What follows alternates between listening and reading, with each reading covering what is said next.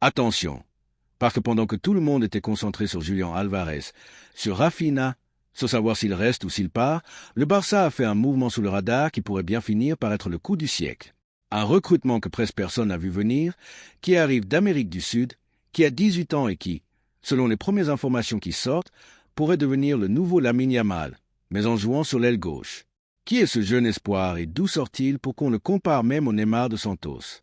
Tu imagines que le Barça est encore trouvé, sans que personne ne s'en aperçoive, la prochaine grande star mondiale pour 3 fois rien? Reste jusqu'à la fin parce que je vais te raconter qui est ce crack, pourquoi on dit qu'il rappelle Neymar et pourquoi il y a des gens au sein du club qui parlent déjà de lui comme s'il était le recrutement le plus important de ces dernières années, même si le montant qui a été payé pour lui fait paraître que c'est une opération mineure. Commençons par le début, car pour comprendre l'ampleur que peut avoir ce recrutement, il faut d'abord comprendre à quel moment se trouve le mercato du Barça cet été. Le club blaugrana est plongé dans l'une des fenêtres les plus mouvementées de ces derniers temps. D'un côté, il y a le départ de Robert Lewandowski qui termine son contrat et s'en va comme une légende après tout ce qu'il a apporté à l'équipe. Cela laisse un trou énorme en attaque, un trou que Deco essaie de combler depuis des semaines avec des noms comme Julián Álvarez, qu'il pousse pour le faire sortir de l'Atlético de Madrid avec une nouvelle offre, ou comme Osimhen, qui est fortement évoqué comme alternative si l'opération avec l'Argentin se complique. De l'autre côté, il y a aussi du mouvement dans les départs. Marc Casado voit d'un bon œil l'idée de quitter le club, même s'il a un contrat jusqu'en 2028, car il n'a pas eu les minutes qu'il espérait avec Flick, et des équipes de Liga et d'Arabie ont déjà posé des questions sur lui. Inaki Peña, qui était en prêt à Elche, fait également ses valises. Et le nom qui fait le plus de bruit est celui de Ter Stegen, qui est lié à l'Ajax, ce qui aurait été impensable il y a quelques années mais qui est aujourd'hui totalement sur la table. Et attention, car le nom de Rafinha est également au centre de la tempête. Il a filtré qu'Al Hilal et Al Nasr, 2 clubs avec tout l'argent du fonds public saoudien derrière eux, sont prêts à quadrupler son salaire pour l'emmener en Arabie. Et le Barça, qui a besoin de liquidité, serait disposé à écouter des offres d'environ 80 millions d'euros pour lui. Imagine ça. Imagine le Barça vendant l'un de ses ailiers titulaires pour 80 millions exactement l'été, où il essaie de renforcer son effectif. C'est là que tout ce que je vais te raconter après commence à prendre sens. Car si Rafinha s'en va, le Barça a urgemment besoin de couvrir ce côté gauche, et c'est là qu'entre en jeu la pièce que personne n'attendait. Parce que pendant que tout le monde regardait vers Anthony Gordon, l'ailier de Newcastle de 25 ans que le Barça suit également et pour lequel il est en concurrence avec le Bayern et Liverpool. Et pendant que tout le monde regardait aussi vers Bernardo Silva, pour lequel le Barça apparaît comme le principal candidat, la secrétariat technique blaugrana était en train de boucler en silence, presque en secret, une opération avec un joueur sud-américain formé au club qui va faire que beaucoup de gens vont ravaler leurs paroles d'ici peu. Tu veux savoir de qui on parle? Parce que c'est ce que je t'apporte aujourd'hui et je t'assure que quand tu auras fini d'écouter ça, tu vas comprendre pourquoi il y a des gens de l'entourage du club qui comparent déjà ce gamin au plus grand. Nous parlons de Josué Caicedo, un ailier gaucher équatorien d'à peine 18 ans qui déchirait tout à LDU Quito, l'un des clubs les plus importants d'Équateur, et qui du jour au lendemain est passé d'inconnu hors de son pays à être sur toutes les lèvres dans le petit monde du football européen. Et ce n'est pas un hasard, car ce qu'on raconte sur ce gamin, ce que disent ceux qui l'ont vu jouer de près, c'est qu'il a un profil qui rappelle, et de beaucoup, Neymar dans ses premières années. Un joueur déstabilisant avec un gauche qui semble avoir une vie propre, une capacité de dribble à la limite du ridicule et une projection offensive qui a fait que le service de recrutement du Barça le suit de près depuis des mois. Et pourquoi je dis qu'il rappelle Lamine Yamal? Eh bien parce que, comme Lamine, ce garçon joue sur l'aile avec une capacité de débordement qui désespère les adversaires. Et comme Lamine à son arrivée, personne en dehors de son cercle ne le connaissait jusqu'à il y a très peu de temps. La différence, c'est que Lamine est sorti de la Masia, du centre de formation du Barça lui-même, alors que Caicedo vient de l'extérieur, d'Amérique du Sud, d'une terre qui ces dernières années est devenue une véritable usine à talent que les grands clubs européens commencent à exploiter à une vitesse brutale. Et voici la partie qui fait le plus mal, car l'opération sur le papier semble ridiculement bon marché. On parle d'un prêt avec option d'achat qui tournerait autour de 2,5 millions d'euros. Une option qui pourrait en outre devenir obligatoire si le gamin atteint certains objectifs sportifs. 2,5 millions. Pense bien, 2,5 millions pour un garçon que certains comparent déjà à Neymar. Si ça marche comme certains au sein du club pensent que ça peut marcher, dans quelques années on parlerait de l'opération la plus rentable de l'histoire récente du Barça, bien au-delà de ce qu'a représenté à l'époque le fait de recruter des jeunes du centre de formation qui ont ensuite fini par valoir des centaines de millions sur le marché. Mais bien sûr, c'est là qu'il faut être prudent, car tout ce qui brille n'est pas or. Et dans le football, On a vu 1000 cas de gamins sud-américains qui arrivent entourés d'un énorme battage médiatique et qui ensuite disparaissent en cours de route. La question que tout le monde se pose au sein du barcelonisme est la même. Est-ce que ce garçon a vraiment le niveau pour marquer une époque ou sommes-nous encore face à une opération de jeunes de plus, comme celles qui se font chaque été pour alimenter l'équipe réserve sans avoir ensuite d'impact réel en équipe première? C'est exactement ce que je vais essayer de te répondre, alors ne t'en va pas car l'information que j'ai sur le rôle qui lui est réservé au sein du projet du Barça va te surprendre. Parlons d'abord de comment ce garçon est arrivé jusqu'ici, car son histoire a du suspens, du drame est exactement le type de récit que les gens aiment. Caicedo s'est formé dans les catégories inférieures de LDU Quito, l'un des clubs historiques du football équatorien. Et de son plus jeune âge, il a commencé à se démarquer au-dessus de garçons qui avaient plusieurs années de plus que lui. Il a alterné les matchs avec la réserve et la catégorie U20 et peu à peu, il s'est fait une place dans les considérations du staff technique au point de commencer à accumuler des minutes en équipe première à un âge où la plupart des gamins luttent encore pour se faire une place au centre de formation. Ce qui est curieux, et c'est quelque chose que beaucoup de gens ne savent pas, c'est que Caicedo n'a pas commencé à jouer comme ailier. Dans ses premières années au centre de formation de LDU Quito, il jouait plutôt comme latéral, avec une projection vers l'avant, jusqu'à ce qu'un entraîneur du centre de formation décide de le libérer des tâches défensives et de le lâcher plus haut sur le terrain, sur l'aile gauche. Et c'est là qu'il a explosé, car libéré de la responsabilité défensive, le gamin a commencé à montrer tout ce qu'il avait. Vitesse, capacité à prendre son adversaire de vitesse, un gauche privilégié pour centrer ou pour finir au second poteau, et surtout une personnalité sur le terrain qui attirait l'attention. Ce n'est pas un garçon qui se cache quand les choses se compliquent, c'est un garçon qui demande le ballon, qui ose dribbler dans des espaces réduits, qui cherche toujours la solution individuelle plutôt que la plus facile. Et bien sûr, ce type de profil sur un marché comme le sud-américain, où il y a de plus en plus de recruteurs européens à l'affût de chaque championnat, ne pouvait pas passer inaperçu longtemps. Des rapports ont commencé à apparaître, des agents intéressés ont commencé à apparaître et peu à peu, le nom de Josué Caicedo a commencé à circuler dans les bureaux des grands clubs européens. Et tu sais qui a été l'un des premiers à s'intéresser à lui? Eh bien, c'est là que l'histoire devient intéressante, car ce n'était pas seulement le Barça. Des sources indiquent qu'une paire de clubs de Serie A italienne et aussi une équipe de Premier League ont demandé des informations sur lui, attirés par ce profil déstabilisant qui est tellement valorisé aujourd'hui sur les ailes. Mais au final, c'est le Barça qui a bougé avec le plus de détermination, qui a envoyé ce recruteur le voir en direct lors de plusieurs matchs, y compris un match de la Copa Libertadores elle-même où Caicedo a eu des performances qui en ont laissé plus d'un bouche bée. Et voici une information qui n'est pas de la fiction, qui est réelle et qui va te faire comprendre pourquoi cela bouge si vite. Le journaliste Fabrizio Romano lui-même, la personne de référence mondiale en matière de transfert, a confirmé l'accord verbal entre le Barça et LDU Quito pour s'attacher les services de Caicedo. Quand Romano confirme quelque chose comme ça, tu sais que l'opération est sérieuse, que ce n'est pas une simple rumeur de comptoir, mais un mouvement qui est déjà pratiquement bouclé au niveau de l'entente entre les parties. Mais alors, qu'est-ce qui rend cela si spécial si au final, sur le papier, ce n'est qu'un recrutement pour l'équipe réserve? Eh bien, voici la clé de tout, et c'est ce qui fait parler l'entourage du club à voix basse de ce garçon comme s'il était un secret à moitié avoué. Parce que même si l'opération est structurée initialement comme une incorporation au Barça athlétique au sein du club, certains parlent déjà d'accélérer son processus d'adaptation. Si les premières semaines de pré-saison confirment ce que les recruteurs ont vu, ce ne serait pas la première fois qu'un gamin arrive annoncé pour la réserve et finit par s'entraîner avec l'équipe première en quelques mois si le niveau qu'il montre est suffisamment élevé. Et selon ce qui se dit, au sein de la secrétariat technique, il y a une confiance aveugle dans le fait que c'est exactement ce genre de cas. Arrêtons-nous une seconde et faisons un retour en arrière, car ce n'est pas la première fois que le Barça mise sur un talent sud-américain jeune avec cette même formule. L'année dernière, ils ont déjà répété un coup similaire en amenant un autre gamin avec un profil similaire pour qu'il fasse ses armes en réserve avant de faire le saut.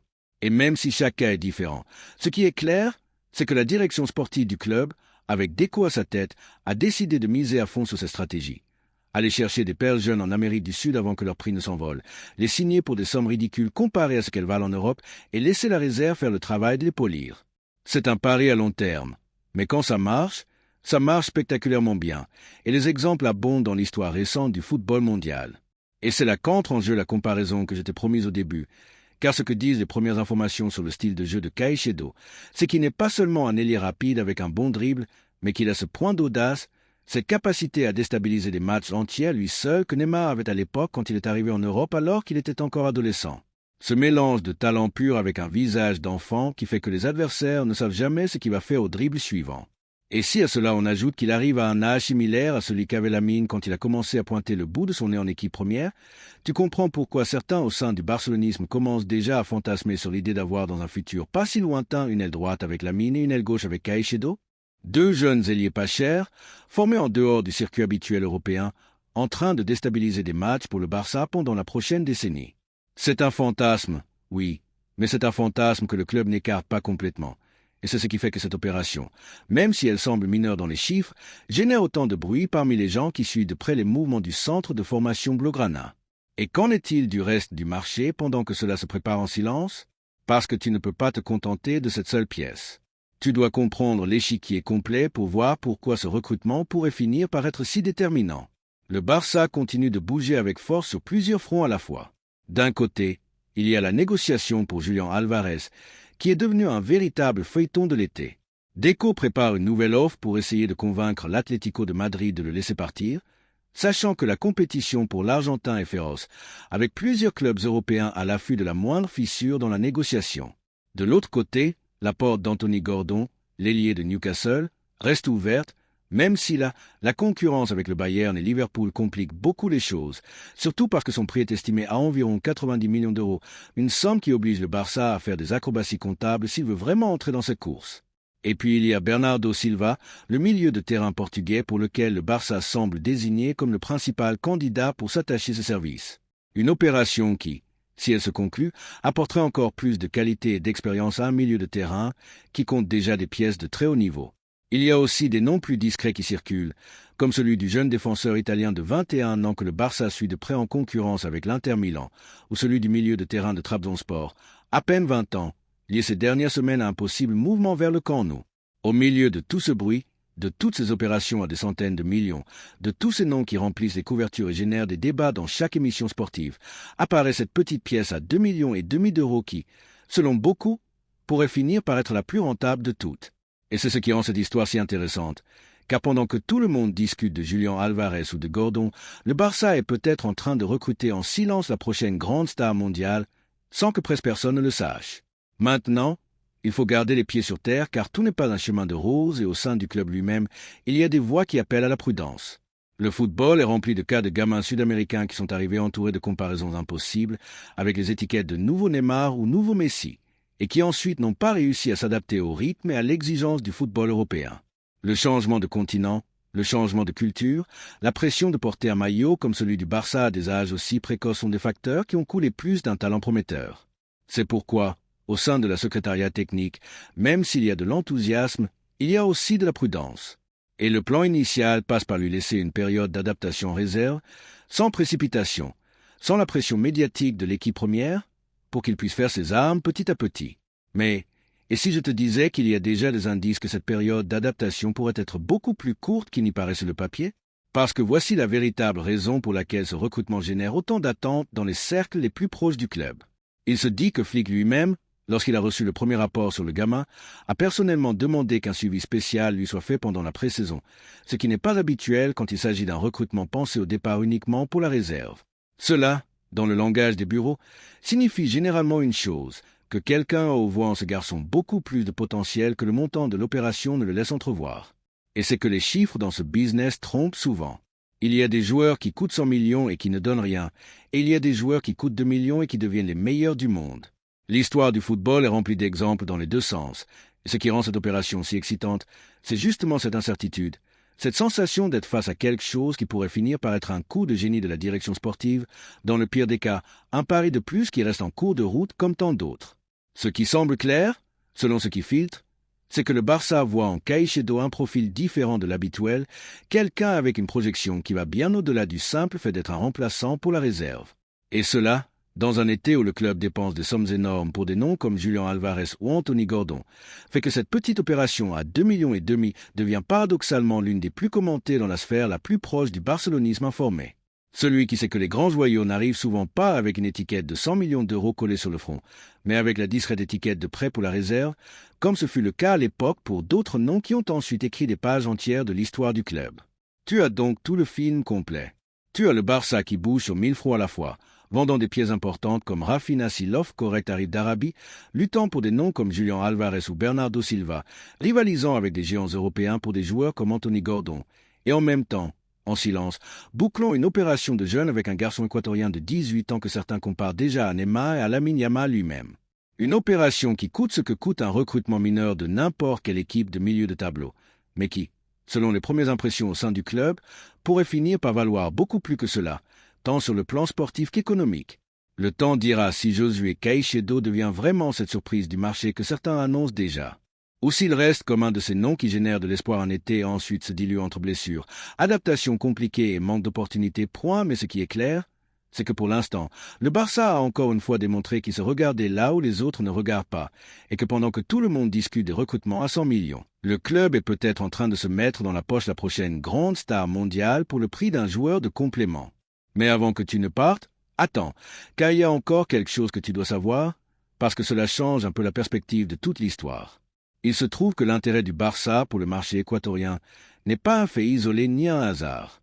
Depuis 2 saisons, les départements de recrutement des grands clubs européens ont mis le focus sur l'Équateur comme l'un des centres de formation les plus sous-estimés du continent sud-américain. Pendant des années, tout le monde regardait vers le Brésil, vers l'Argentine, vers la Colombie, des pays avec une tradition footballistique beaucoup plus médiatique, tandis que l'Équateur était relégué au second plan malgré la production de joueurs avec une capacité physique et technique énorme. Cela a commencé à changer, et beaucoup, ces derniers temps, et le Barça, une fois de plus, semble prendre de l'avance sur les autres, anticipant les mouvements avant que le prix de ces gamins ne s'envole, comme ce fut déjà le cas avec d'autres nationalités sud-américaines par le passé. Et tu sais ce qui attire le plus l'attention dans tout cela?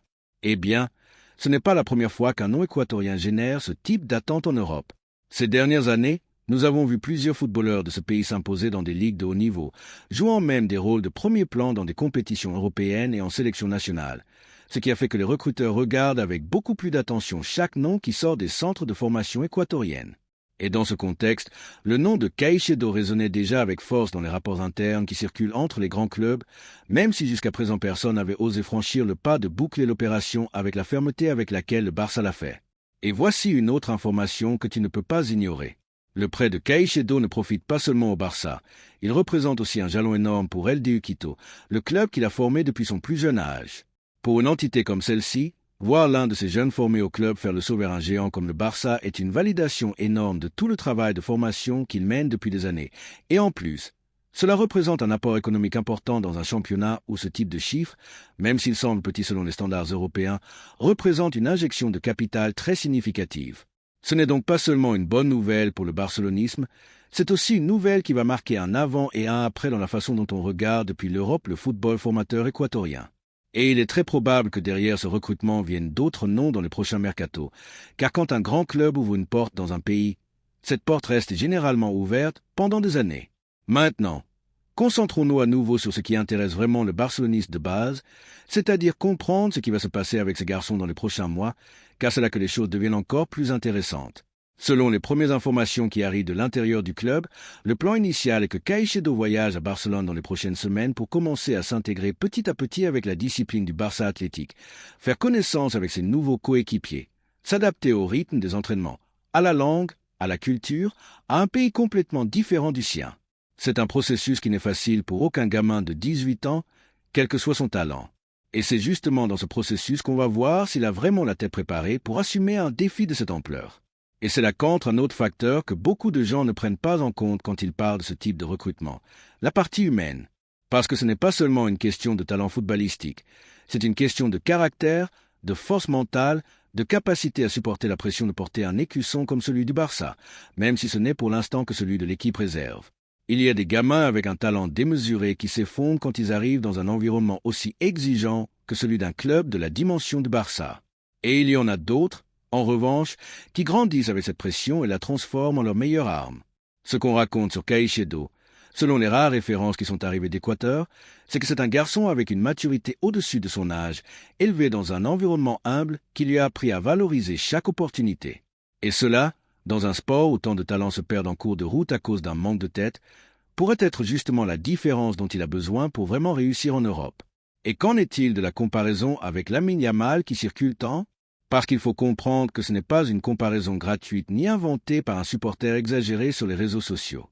Au sein de l'entourage proche de la secrétariat technique du Barça, on a même dit que le profil physique et technique de Caicedo rappelle beaucoup celui qu'avait Lamine quand il était à peine adolescent jouant dans les catégories inférieures. Même capacité à prendre son adversaire de vitesse en 1 contre 1, même facilité à changer de rythme en une fraction de seconde, et cette même sensation que le ballon à ses pieds se comporte d'une manière différente de celle dont il se comporte aux pieds de n'importe quel autre joueur de son âge. Bien sûr, il y a une différence énorme entre comparer un garçon à l'un des meilleurs jeunes footballeurs du monde et voir cette comparaison se réaliser vraiment sur le terrain. Mais le simple fait qu'au sein du club on se permette de faire ce type de parallélisme te donne déjà une idée des attentes placées en lui. Selon les premières informations qui arrivent de l'intérieur du club, le plan initial est que Caicedo voyage à Barcelone dans les prochaines semaines pour commencer à s'intégrer petit à petit avec la discipline du Barça Athletic, faire connaissance avec ses nouveaux coéquipiers, s'adapter au rythme des entraînements, à la langue, à la culture, à un pays complètement différent du sien. C'est un processus qui n'est facile pour aucun gamin de 18 ans, quel que soit son talent. Et c'est justement dans ce processus qu'on va voir s'il a vraiment la tête préparée pour assumer un défi de cette ampleur. Et c'est là qu'entre un autre facteur que beaucoup de gens ne prennent pas en compte quand ils parlent de ce type de recrutement, la partie humaine. Parce que ce n'est pas seulement une question de talent footballistique, c'est une question de caractère, de force mentale, de capacité à supporter la pression de porter un écusson comme celui du Barça, même si ce n'est pour l'instant que celui de l'équipe réserve. Il y a des gamins avec un talent démesuré qui s'effondrent quand ils arrivent dans un environnement aussi exigeant que celui d'un club de la dimension du Barça. Et il y en a d'autres, en revanche, qui grandissent avec cette pression et la transforment en leur meilleure arme. Ce qu'on raconte sur Caicedo, selon les rares références qui sont arrivées d'Équateur, c'est que c'est un garçon avec une maturité au-dessus de son âge, élevé dans un environnement humble qui lui a appris à valoriser chaque opportunité. Et cela, dans un sport où tant de talents se perdent en cours de route à cause d'un manque de tête, pourrait être justement la différence dont il a besoin pour vraiment réussir en Europe. Et qu'en est-il de la comparaison avec Lamine Yamal qui circule tant ? Parce qu'il faut comprendre que ce n'est pas une comparaison gratuite ni inventée par un supporter exagéré sur les réseaux sociaux.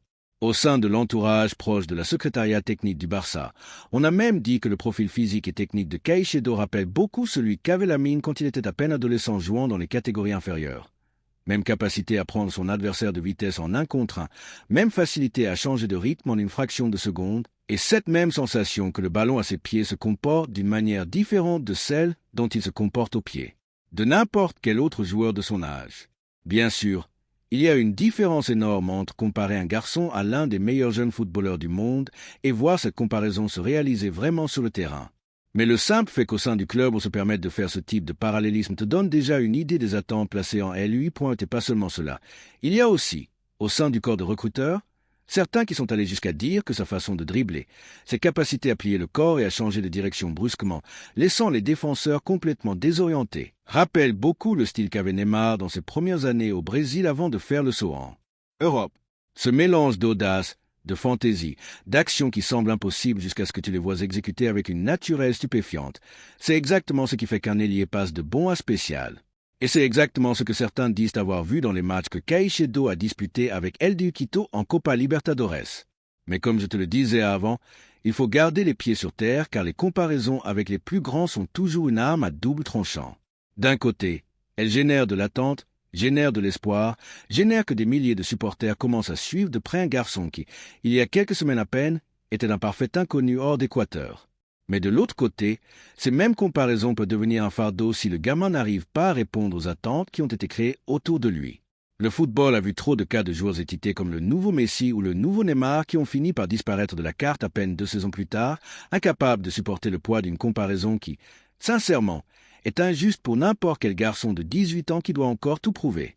C'est pourquoi au sein du club lui-même, même s'il y a de l'enthousiasme, il y a aussi un discours de prudence qui se répète constamment. Il faut lui laisser du temps. Il faut lui laisser de l'espace, il faut le laisser s'adapter sans la pression médiatique que génère ce type de comparaison. Et c'est là qu'entre en jeu le rôle du Barça Athletic comme ce palier intermédiaire parfait, un endroit où il peut faire ses armes, commettre des erreurs, en apprendre et grandir petit à petit loin du feu des projecteurs médiatiques qu'il aurait s'il débutait directement en équipe première. Si tout va bien, si les pré-saisons confirment ce que les recruteurs ont vu, c'est à ce moment-là que commencera à résonner avec force l'option d'une promotion plus rapide que d'habitude, quelque chose qui, Comme je te le racontais plus tôt, il y a déjà des indices que cela pourrait arriver si Flick a vraiment demandé un suivi spécial sur lui. Tu l'as donc, un gamin de 18 ans, une opération d'à peine 2,5 millions d'euros, une comparaison avec Neymar et avec Lamine Yamal qui peut sembler exagérée mais qui est cautionnée par des gens qui l'ont vu jouer de près. Et un Barça qui, au milieu d'un marché rempli d'opérations à des centaines de millions, est peut-être sur le point de réaliser l'un de ces coups de maître qui ne se voient qu'une fois tous les nombreux. Le temps, comme toujours dans le football, sera le seul juge capable de dire si Josué Caicedo devient vraiment cette surprise du marché que certains vendent déjà ou s'il reste comme un nom de plus sur la très longue liste des espoirs qui n'ont jamais fini par exploser. Et toi, qu'en penses-tu de tout cela? Crois-tu que Josué Caicedo peut vraiment devenir le nouveau Neymar du Barça? Ou penses-tu que ce n'est qu'un nom de plus qui restera en cours de route